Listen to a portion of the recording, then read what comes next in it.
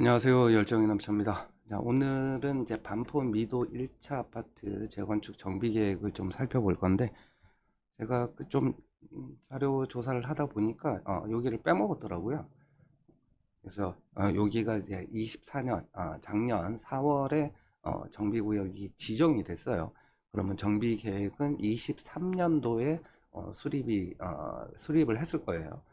그러니까 지금하고 조금 이제 안 맞을 수 있어요. 뭐 공사비나 일반 분양가 뭐 이런 것들이. 그래서 흥미가 생겨서 한번 조사를 해봤습니다. 자, 위치는 뭐 다들 아시듯이 고속터미널 뒤쪽이고요. 여기가 이제 미도 1차고 그 옆에가 이제 미도 2차, 1차, 2차 이렇게 돼 있고, 여기 뭐 서울 성모병원 우측편에 있습니다. 그리고 1차 바로 옆에 학원이 호객노로에서 145개가 있는 여기 학원가가 위치하고 있어서 애들 학원 보내기에는 굉장히 편한 그런 곳입니다. 지금 33평이 지금 1월 달에 거의 한 30억 정도로 거래가 됐고요. 여기 아파트 같은 경우는 33평 이제 단일 평형으로 구성되어 있어요. 현재 호가는 뭐 지금 저층이 뭐 31억, 여기 중간층 뭐 31억 4,500도 있고, 저층이 31억 5천도 있고, 그렇네요. 그러면 로얄층을 하려면 적어도 32, 3억대는 생각을 해야 되지 않냐, 지금 분위기면. 그런 것 같고, 그리고 대지 지분을 보게 되면 이제 여기 세대당 평균 대지 지분은 18.2평인데 33평의 대지 지분은 17.73평으로 나와 있죠. 그러면 이런 차이가 왜 나오냐면, 이 세대당 평균 대지 지분은 이제 아파트 전체의 대지 면적을 그냥 아파트 세대수로 나누는 거란 말이에요. 근데 이 아파트에는 이제 상가까지 이제 포함되어 있잖아요. 예, 그것까지 이제 포함을 해서 계산을 하면 당연히 세대당 평균 대지 지분이 아파트의 대지 지분보다는 더 커질 수밖에 없죠. 그래서 지금 대략 한 0.5평 정도 좀 차이가 나긴 한다. 그리고 33평의 대지 지분 17.73평이면 그래도 좀 준수한 편입니다. 참고로 음마 아파트 34평의 대지 지분이 16.6평입니다. 네, 그것보다는 한 평 정도는 더 많다. 이렇게 보시면 되고, 지금 KB 시세가 3월 7일 기준으로 28억 7,500으로 돼 있고, 평당가는 한 1억 6천 정도 대지 지분당 그렇게 하네요. 뭐 정비구역도는 이렇게 돼 있고, 우측에 보게 되면 요쪽 지금 2차 미도 2차 쪽으로 이제 공원이 계획돼 있고, 그 외에는 뭐 특별한 건 없고요. 그리고 조감도를 보게 되면 여기 고속터미널 쪽이 49층, 47층, 여기 9층으로 돼 있고, 학원가 있는 쪽은 이제 12층부터 29층까지 이제 점진적으로 이제 올라가게 돼 있고, 서리풀공원 쪽은 이제 33층부터 37층까지 이렇게 이제 배치가 돼 있어요. 그리고 정비구역 지정일은 24년 4월 25일 날 정비구역이 지정이 됐고, 여기 보면 23년 12월 13일에 서울시 도계위에서 심의를 했다고 나오잖아요.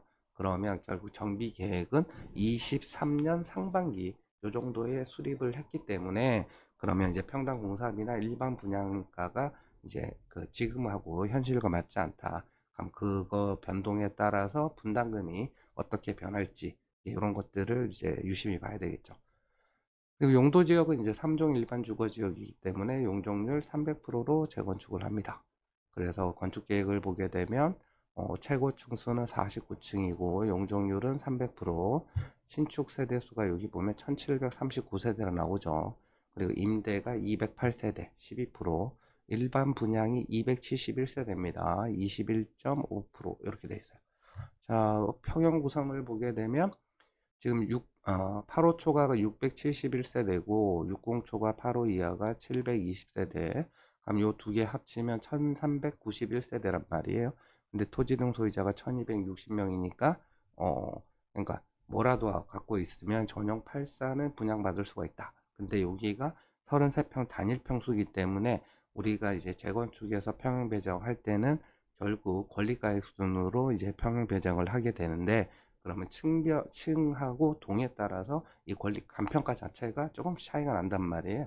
그러면 로얄동 로얄층을 가지고 있으면 전용 8호 초과를 이제 분양받을 수가 있을 가능성이 높고, 근데 비로얄동, 그 다음에 비선호층, 뭐 1, 2, 3층이나 탑층 요 정도 갖고 있으면은 결국 전용 84를 이제 분양받아야 된다.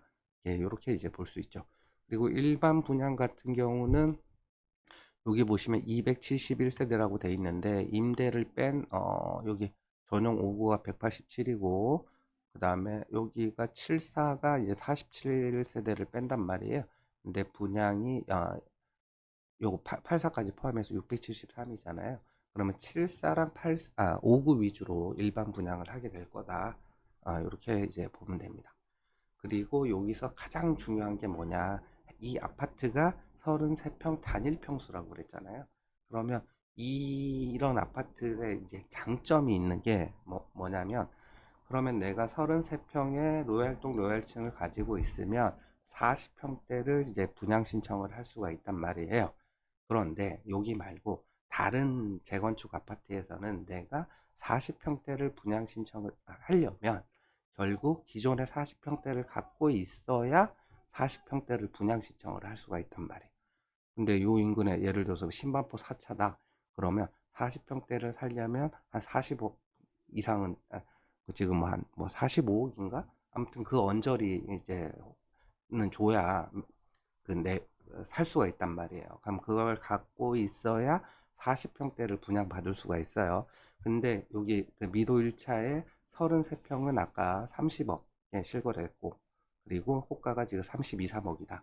그러면 상대적으로 한 10억 이상 덜 투자하고도 나중에 40평대를 분양받을 수 있는 그런 메리트가 있는 거예요. 그럼 투자금이 다른 아파트들, 재건축 단지들보다 한 10억 정도는 더 적게 투자하고 40평대를 분양받을 수 있는 그런 메리트가 있는 그런 아파트다. 그래서 이렇게 단일 평형으로 이제 그 재건축하는 아파트들은 그런 또 묘미가 있습니다. 요거랑 또 비슷한 게 그 대치동 음마 아파트가 지금 31평, 34평 이렇게 돼 있잖아요. 그러면 34평 가지고 있는 사람들은 결국에 이제 전용 8호 초과를 이제 분양받을 수가 있는데, 그 로얄동이냐, 로얄동 로얄층 가진 사람은 이제 더 큰 평수를 이제 분양받게 되는 거고, 그렇지 않은 사람들은 또 이제 작은 평수를 이제 분양받게 되는 거죠. 그리고 공공시설 부지 순부담 면적은 비율은 6.9%로 뭐 다른 재건축하고 거의 비슷하고요. 뭐 용적률도 거의 비슷하게 되어 있습니다. 그리고 토지 등 소유자별 분담금 추산액을 보게 되면 이제 비례율은 97.22%로 돼 있고, 여기 지출이 중요한데 1조 1478억이잖아요. 근데 요 사업비를 구성을 보니까 전체 사업비가 중에 공사비가 9168억. 이 비율을 계산을 해보니까 딱 80% 돼요. 그러면 전혀 스탠다드한 거예요. 그러니까 총 사업비의 80%가 공사비고 20%가 기타 사업비. 이게 딱 스탠다드한 정비 계획상의 이제 분담금, 추정 분담금 음, 계산할 때 이런 식으로 많이 한단 말이에요. 그럼 그렇기 때문에 요거 평당 공사비는 얼마 정도 했을까라고 좀 계산을 해보니까 세대당 주차 대수는 1.7대 이상으로 했고, 그리고 평당 공사비는 한 750 정도 하니까 총 공사비가 이제 8,719억 정도 나와요. 그럼 여기에 8호 초과분에 대한 부가세까지 이제 포함을 하게 되면 얼추 공사비가 맞더라. 그러면 여기는 평당 750 정도로 사업비를 이제 추정을 했구나라고 이제 생각하시면 됩니다. 자, 그리고 이제 조합원 분양가랑 일반 분양가를 좀 보게 되는데, 여기 보면은 이제 뭐 24, 30, 34, 뭐 39, 44, 뭐 이런 식으로 쭉 있잖아요. 뭐 일반 분양도 8호 초과도 이제 배정을 해놨잖아요. 근데 여기는 이제 정비계획상에 이렇게 배정을 한 거고, 실제 조합원 분양 신청을 하게 되면 8호 초과는 결국엔 조합원들이 다 가져간다고 보시면 돼요. 일반 분양은 5구랑 이제 74. 가 이제 일반 분양을 하게 될 거라고 생각하면 됩니다. 자, 그래서 조합원 분양가 34평의 조합원 분양가가 한 21억 정도 돼요. 그리고 일반 분양가는 얼마로 추정했냐? 22억. 그럼 한 1억 정도만 밖에 차이가 안 나잖아요. 근데 아까 공사비 같은 경우 이제 750만 원으로 추정을 했고, 그러면 현실과 맞지 않단 말이에요. 그러면 다시 넘어가서 공사비가 결국에는 900에서 950 정도로 이제 늘어나야 된다. 그러면 한 20% 하면 한 평당 한 900 정도 된단 말이에요. 그러면 20%가 늘어난다고 치면, 그러면 여기 9,168억에 20% 하면 거의 1,800억 정도 되잖아요. 그러면 이렇게 공사비가 늘어나는 거를 일반 분양가 인상으로 퉁쳐야 될 거란 말이에요. 그러면 여기 74랑 이제 59 요거를 이제 일반 분양한다라고 가정을 하면, 자, 계산기 가지고 좀 계산을 해보면 결국엔 아까 공사비가 대략 한 1,800억 정도가 늘어날 거고, 일반 분양 세대수가 몇 세대였냐면 271세대였단 말이에요.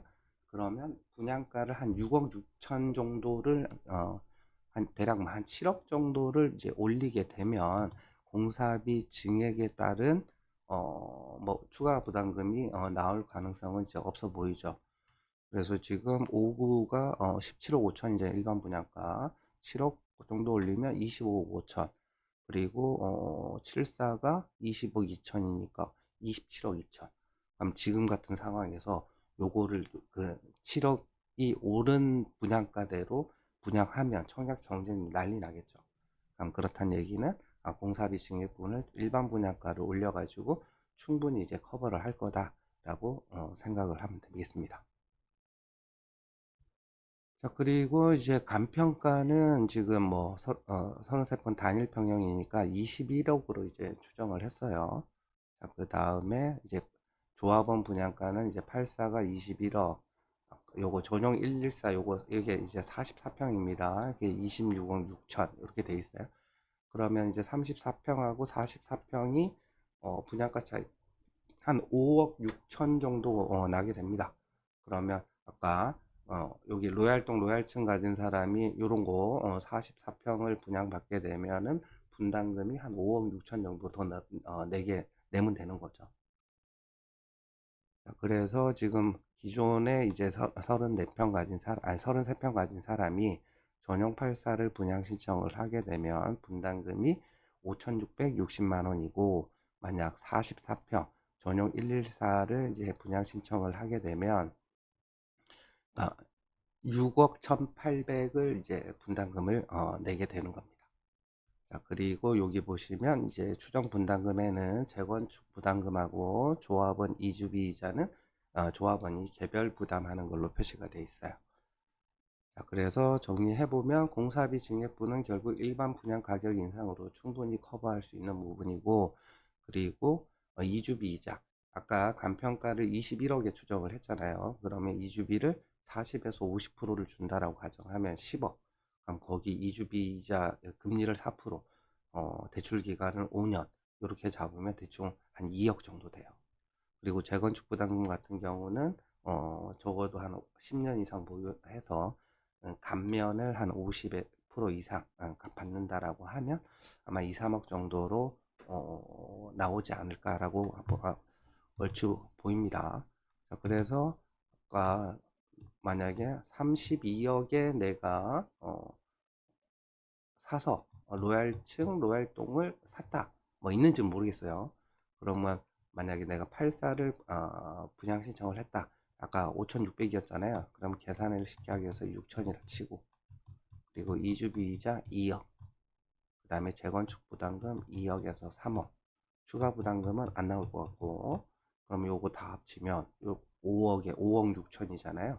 그러면 37억 6천, 요걸로 이제 사는 것 같다. 그러면 이제 주변의 신축 아파트 시세를 이제 조사를 해서 여기서 이제 갭이 이제 얼마가 차이가 나는지가 살펴보면 투자 가치가 있는지 아닌지를 이제 판단할 수가 있죠. 다시 한번 말씀드리지만 요거에 아까 플러스 아까 44평 분양 신청하게 되면 분양가 차이가 이제 5억 6천 이렇게 났잖아요. 그러면 요거 합치면은 42억 43억 2천 요렇게 되겠네요. 44평을 43억 2천에 사게 되는 거다. 그럼 이것도 이제 주변 시축 아파트랑 뭐 비교를 해서 안전마진이 얼마나 있는지 체크를 하면 되겠습니다. 감사합니다.